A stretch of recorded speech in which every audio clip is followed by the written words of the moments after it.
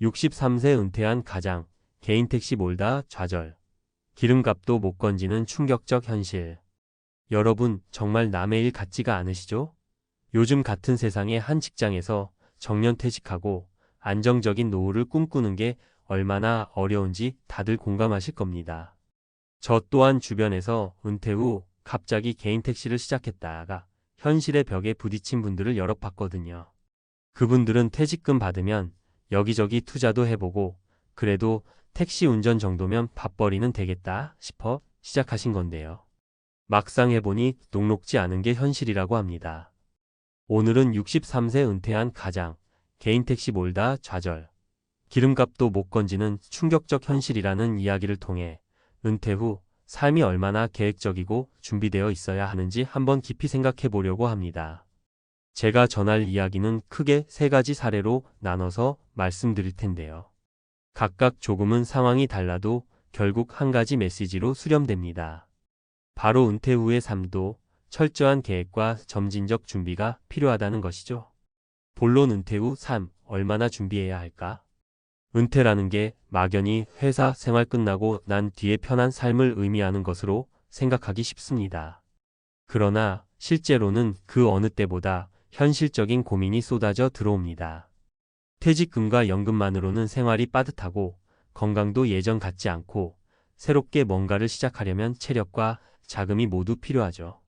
나는 직장 다닐 때 30년 동안 꼬박꼬박 일만 해왔는데 이제 뭐하고 살아야 하지? 내 몸이 옛날 같지 않으니 일도 힘들고 그럼 생계는 어떻게 이어가야 할까? 이런 고민을 해결하기 위해 많은 분들이 찾는 선택지가 바로 개인 택시입니다.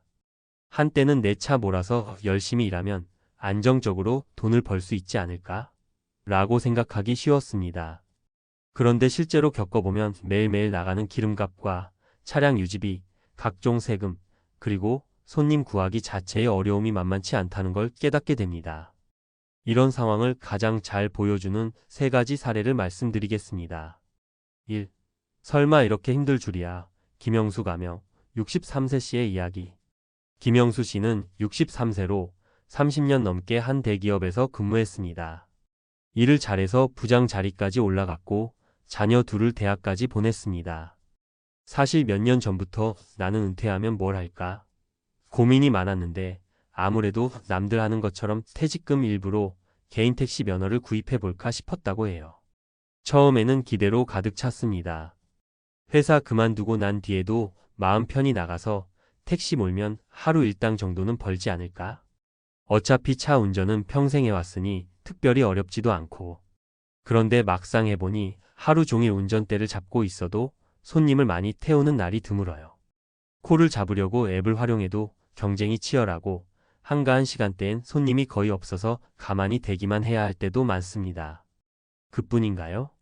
기름값은 세월 따라 계속 오르고 차가 오래될수록 정비 비용도 만만치 않습니다. 한 달 내내 몸 갈아 넣었는데 정작 수익은 기름값 제하고 나면 코딱지만큼 남네. 김영수 씨는 결국 이럴 줄 알았으면 퇴직 후 준비를 좀 더 체계적으로 할 걸 하고 후회만 쌓인다고 하십니다. 택시 일 자체가 나쁜 게 아니라 막상 겪어보니 현실이 생각보다 훨씬 힘들었다고 말씀하시더라고요. 2.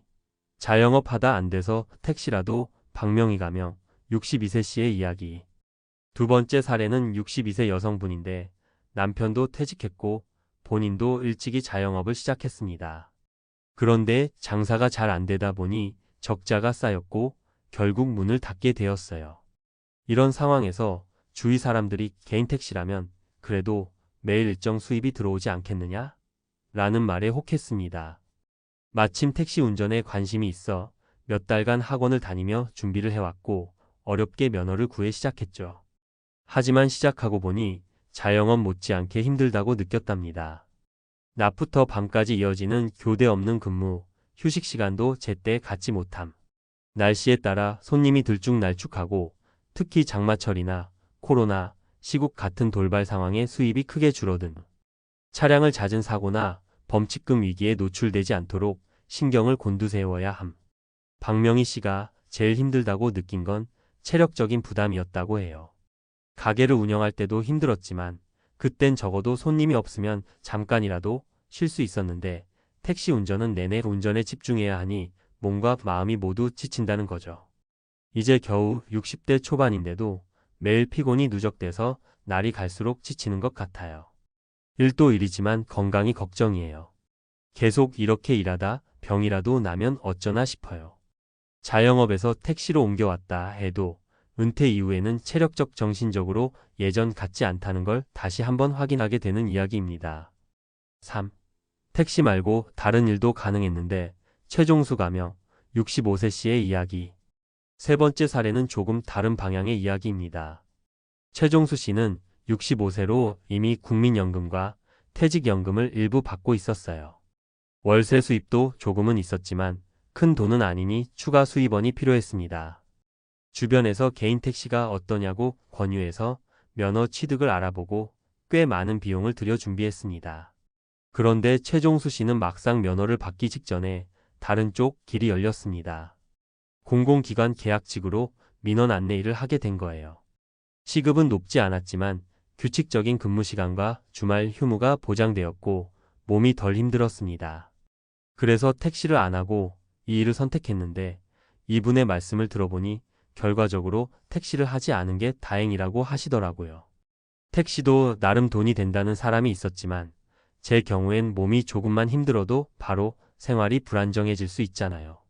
지금 하는 일도 바쁘긴 하지만 그래도 정해진 시간에 출퇴근이 가능하고 체력적인 부담이 훨씬 적어요. 이처럼 최종수 씨 사례는 은퇴 후 꼭 개인 택시만이 답은 아니다 라는 걸 보여줍니다. 다양한 선택지를 고민하고 내 몸 상태와 재정 상황을 살펴본 뒤에 결정해야 한다는 걸 느끼게 하죠. 정리 은퇴 후 삶을 위해 우리가 알아둬야 할 것들. 위 세 분의 이야기를 종합해보면 은퇴 후 택시업이든 자영업이든 새로 시작하는 무언가든 준비와 실질적인 계획이 정말 중요하다는 걸 알 수 있습니다. 또 단순히 일이 쉽고 편해 보인다는 이유로 선택하기에는 현실의 벽이 생각보다 높을 수 있지요. 체력 관리 60대 초중반에는 아직 젊다고 생각할 수도 있지만 실제로 매일같이 운전대를 잡고 몇 시간씩 거리를 누비는 건 보통 일이 아닙니다. 정비, 손님 응대, 교통 상황, 스트레스까지 더해지면 체력은 물론 정신적인 소진도 커집니다. 수입 예측 기름값, 차량 정비비, 세금, 보험료 등을 제하고 실제로 순수익이 얼마나 남는지 미리 계산해 볼 필요가 있습니다. 어쩌다 손님이 많은 주말 밤 시간대를 제외하면 생각보다 수익이 적을 수 있고 경기나 날씨, 코로나 같은 외부 변수가 수입에 큰 영향을 끼칩니다. 대안파악 은퇴 후 택시만이 답은 아닙니다. 정부나 지자체에서 운영하는 노인 일자리 사업이나 단기 계약직, 파트타임 자리 등 여러 가지 방법이 있을 수 있거든요. 택시 면허를 준비하는데 드는 비용과 시간을 고려했을 때 더 적은 부담으로 꾸준한 소득을 얻을 수 있는 길을 찾을 수도 있습니다. 마무리하며 은퇴는 새로운 시작, 더 꼼꼼히 준비하자.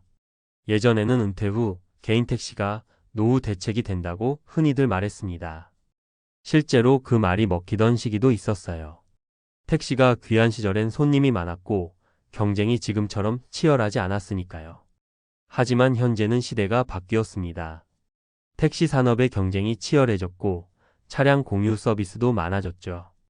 또 기름값과 유지 비용이 예전만 못하게 오르다 보니 은퇴 이후 새로운 일을 시작하는 사람들에게는 결코 쉬운 선택지가 아닙니다. 그렇다고 해서 모든 사람이 택시 업계에서 실패한다는 이야기는 아닙니다. 개인적으로 성실하게 노력하고 지역 특성에 맞춰서 장점을 살리는 분들도 계시겠죠.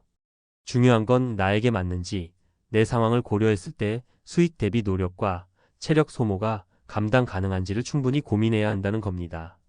내가 은퇴 후에 택시를 하고 싶다면 어느 정도 시간과 비용, 그리고 체력을 쏟을 수 있는가?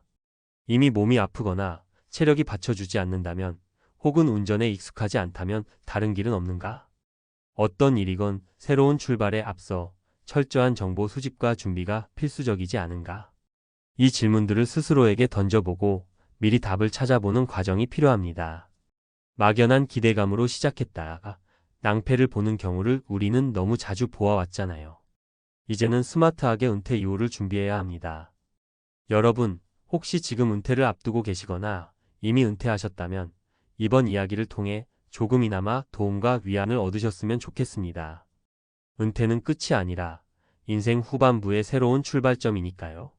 그러나 이 출발점이 두려운 이유는 준비가 부족하고 정보가 충분하지 않기 때문입니다. 오늘 사례들을 잘 기억해 두시고 여러분만의 은퇴 설계를 탄탄히 해나가시길 바랍니다. 63세 은퇴한 가장, 개인 택시 몰다 좌절. 기름값도 못 건지는 충격적 현실. 이제는 이 문장 한 줄이 남일로 느껴지지 않는 시대가 되었습니다.